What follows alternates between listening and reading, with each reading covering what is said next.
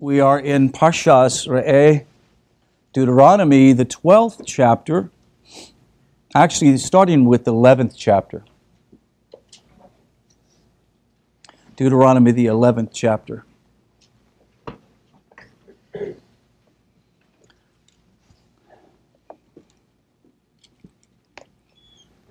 This class could be subtitled Blessing and Curses. Blessings and Curses.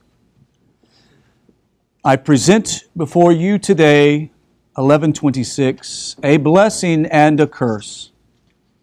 The blessing that you hearken to the commandments of Hashem your God that I command you today, and the curse if you do not hearken to the commandments of Hashem your God and you stray from the path that I've commanded you today, to follow gods of others that you did not know. It shall be that when Hashem your God brings you to the land to which you come to possess, you shall deliver the blessing on Mount Gerizim and the curse on Mount Ebal. Are they not on the side of the Jordan, far in the direction of the sunset, for the land of the Canaanite that dwells in the plain, far from Gilgal, near the plains of Moreh? For you are crossing the Jordan to come and possess the land that Hashem your God gives you. You shall possess it, and you shall settle it, and you shall be careful to perform all the decrees and the ordinances that I present to you today. Blessing and curses.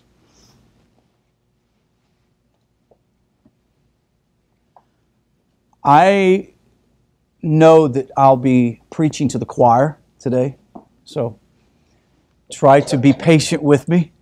But we all understand the concept of living a blessed life and understanding living a cursed life. But we're not talking about blessing and curses as one from New Orleans who is involved in black magic experiences blessings and curses, right? This is about experiencing the normal result of a proper relationship with Hashem. It is the expected outcome when one is properly connected to Hashem.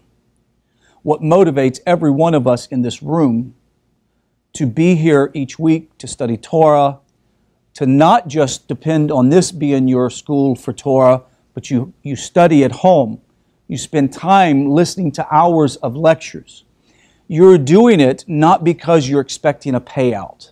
You're not doing it expecting some great fringe benefit from Hashem. But clearly Hashem tells His people to delineate and to understand that there is a difference in life between those who walk in blessing and those who walk in a curse. These two mountains that are in this part of Israel. One is covered with vegetation, the other barren. One represents blessing, the other represents a lack of blessing.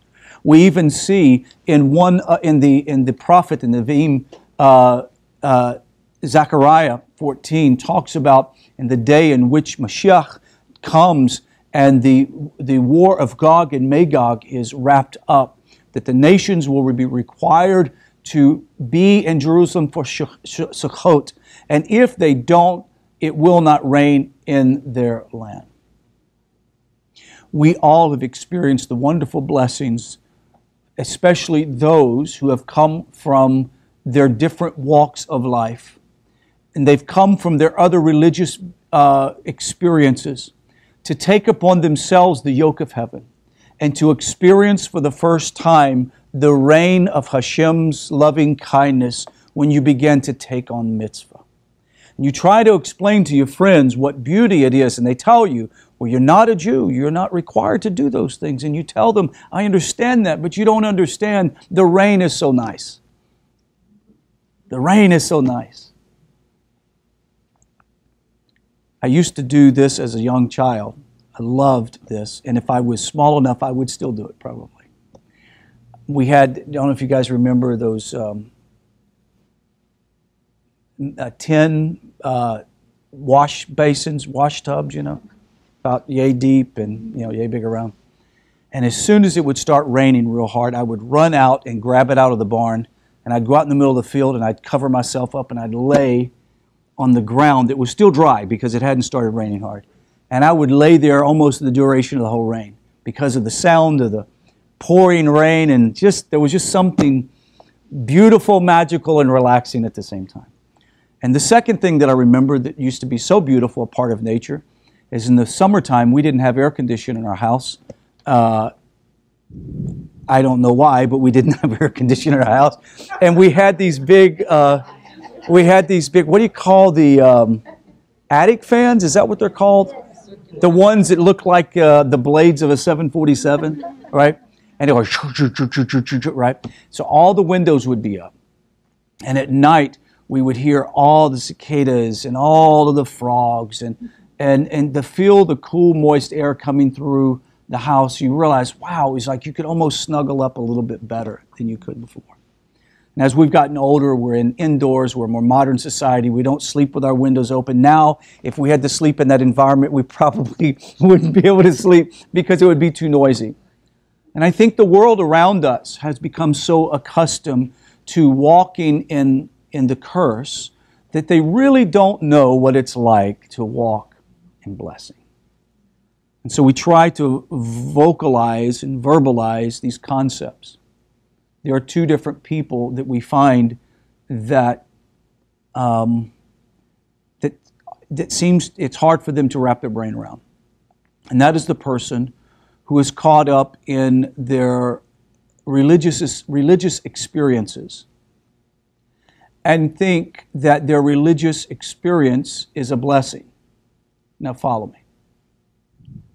I'm not negating one's spiritual experiences in other religions as not being emotionally rewarding, okay? I'm not negating that. It can be very powerful, it can be very affirming. But for me to try to explain to, let's say, someone like, where's Josh at? Is he in the other room? I explain to Josh that, or the other Josh, to explain to little Josh that it is so much more enjoyable to spend time in an iron tub in the rain than it is sitting in front of the air condition at your house.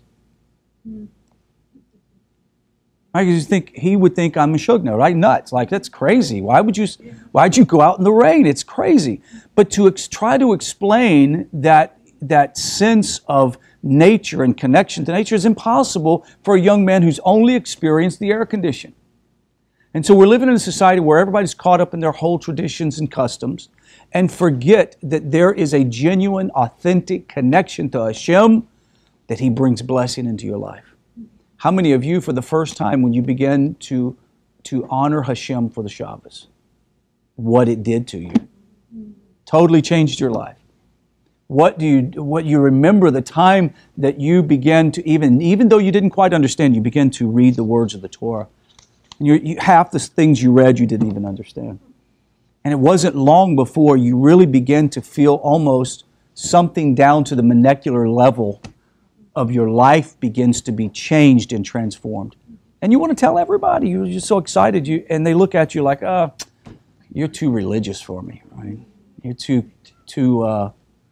what's the other word? Not religious, there's another word for it. Radical, there you go, too radical for me.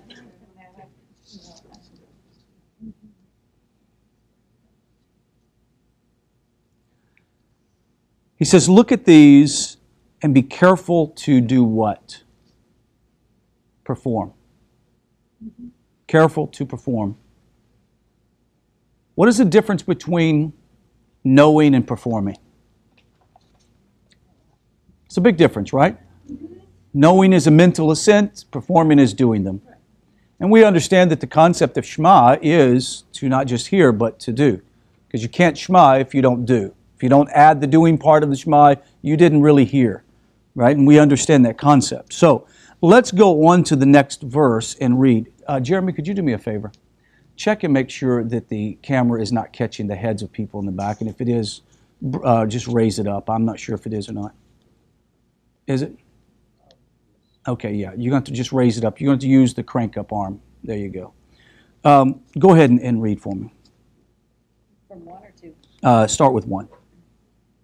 These are the decrees and the ordinances that you shall observe to perform in the land that Hashem, the God of your forefathers, has given you, to possess it all the days that you live on the land.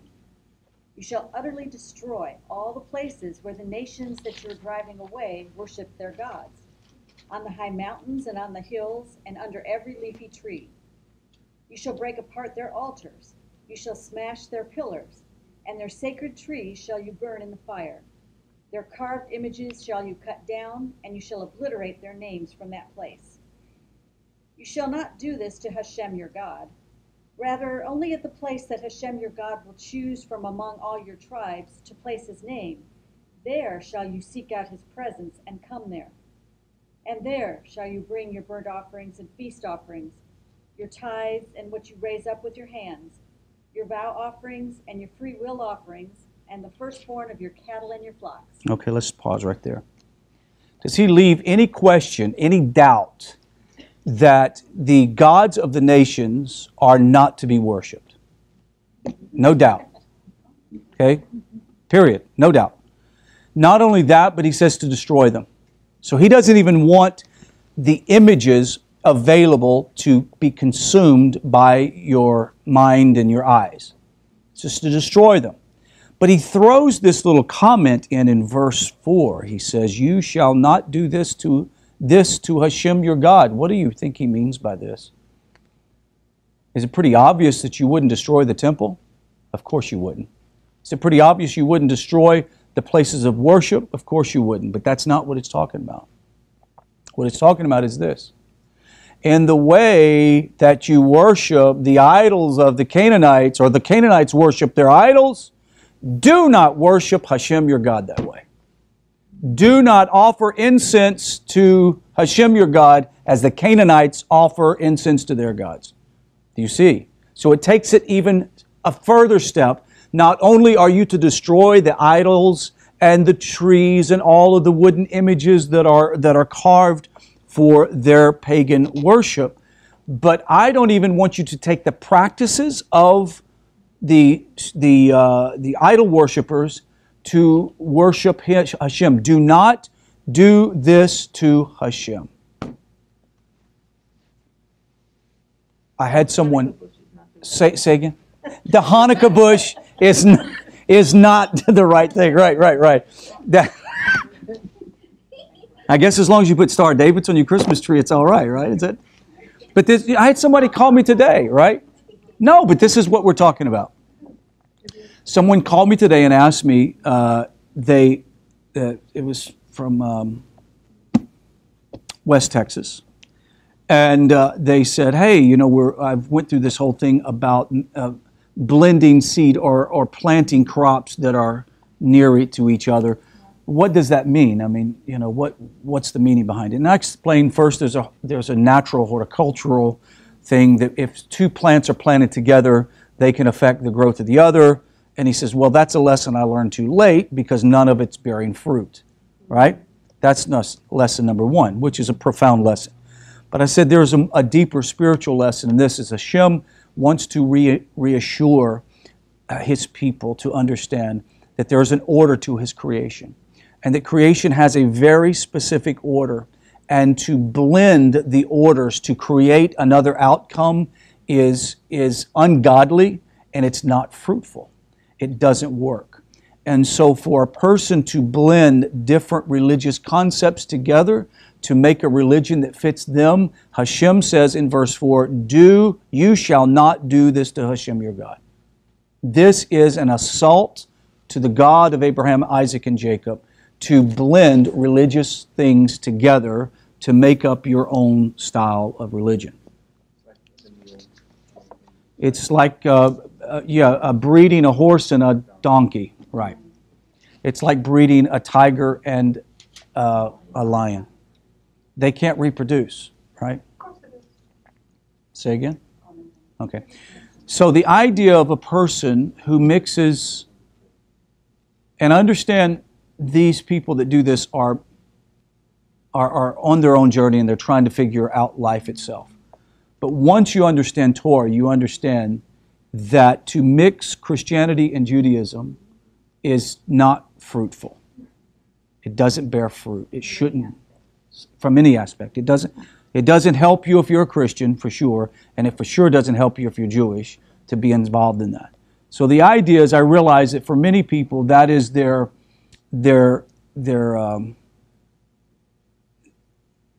soul's yearning for some level of truth, but they want to hold on to what their paradigms of truth are. I understand that, because many of us have been there. Even the people, the Jewish people, were at that place at one time, in which there was a time that they had taken the serpent that was on the stick, the brass serpent, and had erected it in the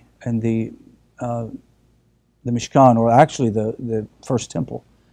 And it had to be taken out and destroyed because they were using it as part of their practices. So they did exactly what Hashem said not to do. What does he say in verse 5? Rather, only at the place that Hashem your God will choose from among your tribes to place his name there, you shall seek out his presence and come there. And there shall you bring your elevation offerings, feast offerings, your tithes, and what you raise up with your hands, your vow offerings, your free will offerings, and the firstborn of your cattle and your flock. You shall eat there before Hashem your God, and you shall rejoice with your every undertaking, you and your household, as Hashem your God has blessed you. One little side note that I think that would help you to understand the power of the Bet HaMikdash, the temple.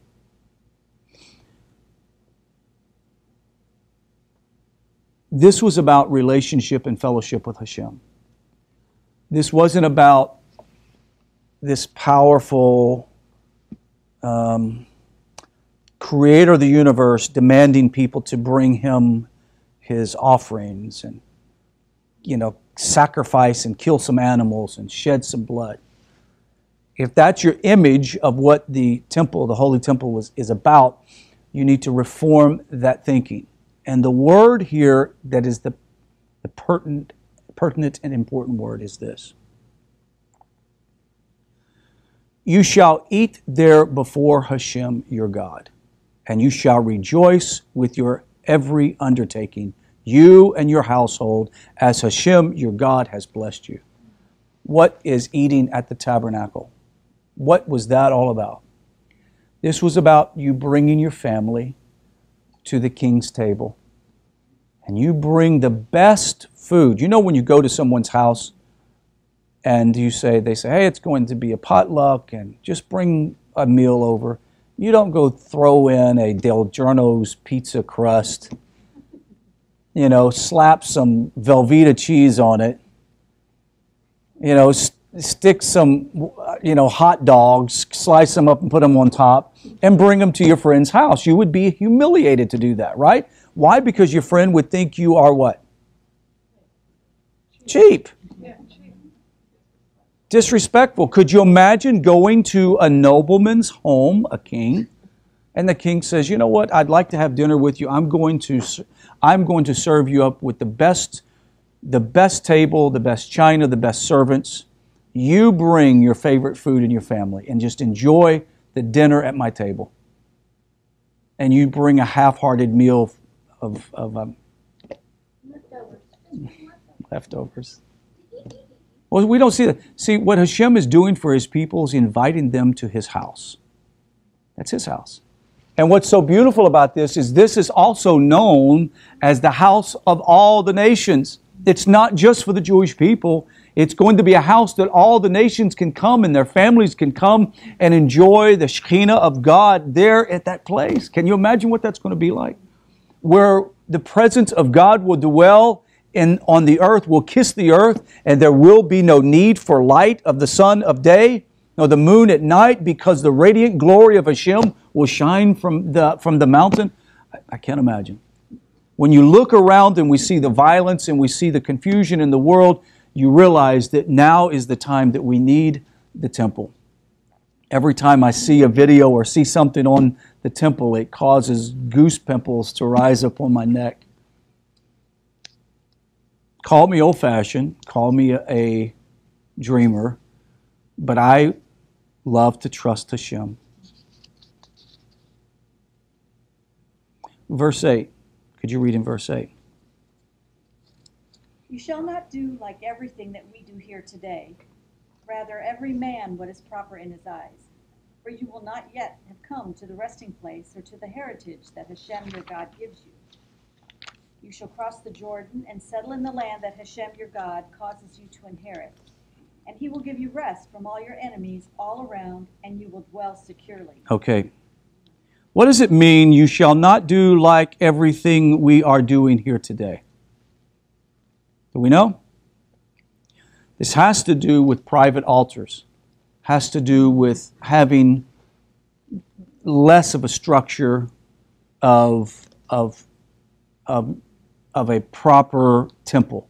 Wherever God was to put His name, that was where altars were to be built, period. There were to be no other altars.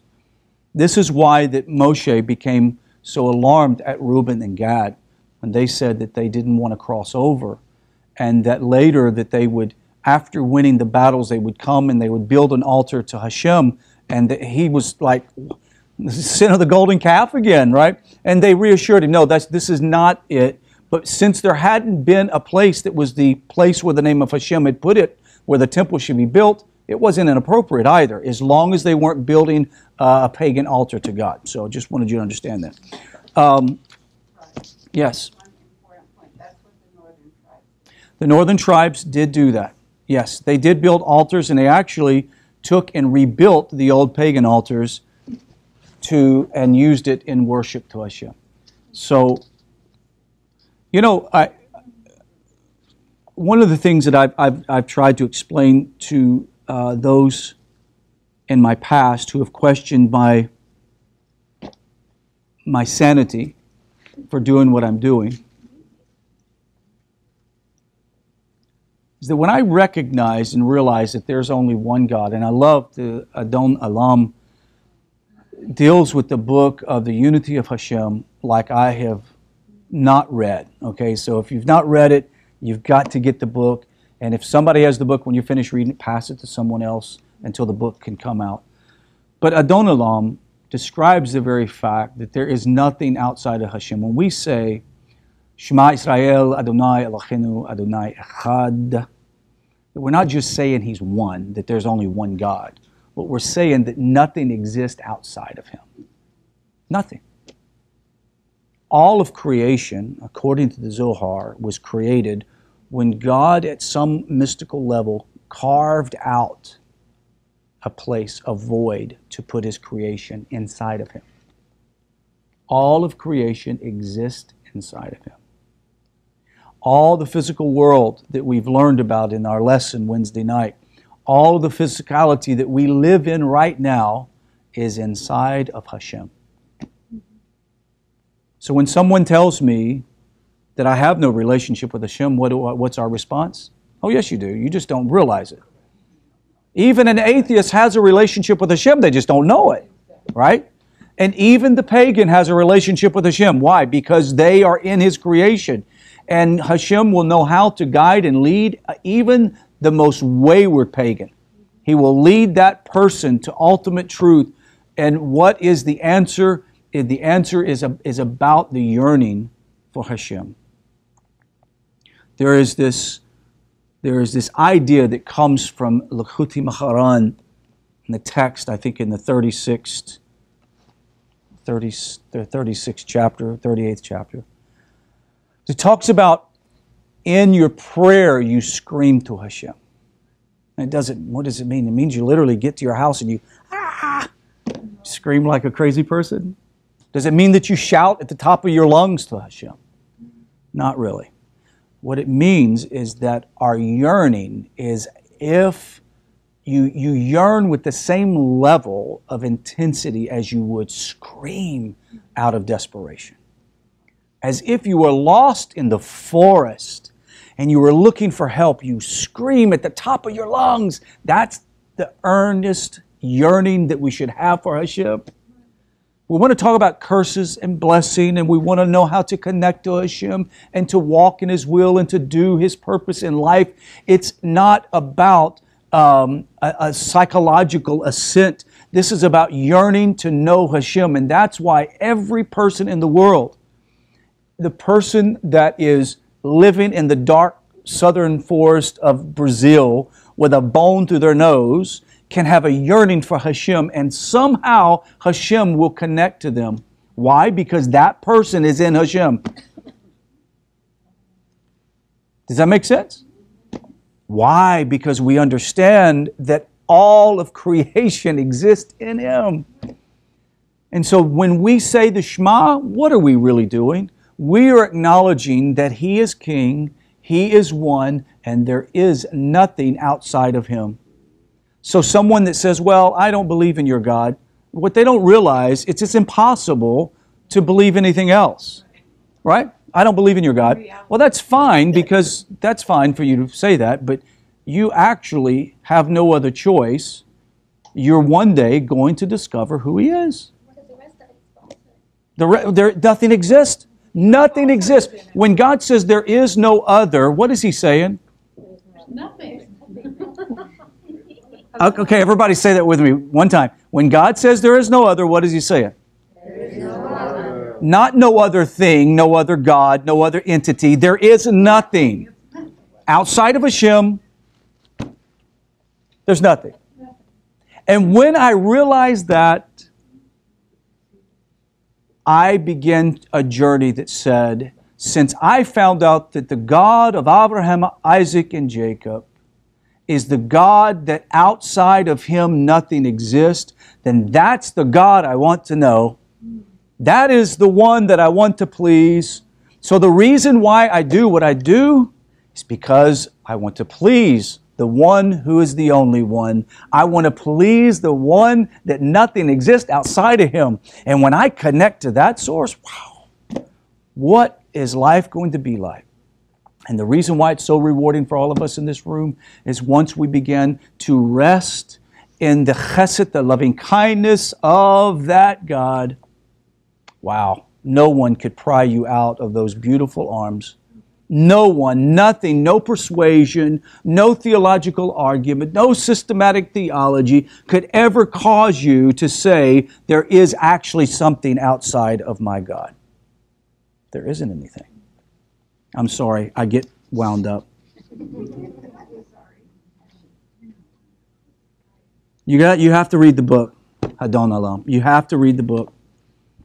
I was so inspired that I was ready to get up and I don't know what I was going to do. I wanted to change the world.